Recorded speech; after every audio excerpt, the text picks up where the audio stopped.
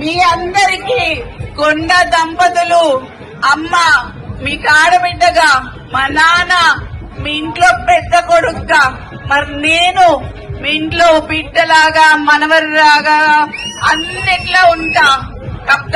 తప్పకుండా అన్ని పెళ్లిళ్ళకి వాటికి హాజరు కావడానికి నేను ప్రతి వీక్లీ 2 రోజులు నేను వంచనీర్లు ఉంటా. కంపల్సరీ మీ బాధలను తీర్చే బాధ్యత నాది. ఇప్పటి నుంచి బాధలు ఉండవు, మీకు అవసరం లేదు. పరకాలకు కూడా పోయేది ఉంది, పోతా. కానీ ఇక్కడ ఫస్ట్ రాజశేఖర్ రెడ్డి అంకుల్ తోని జెండా వందనం చేపించింది కొండ దంపతులు.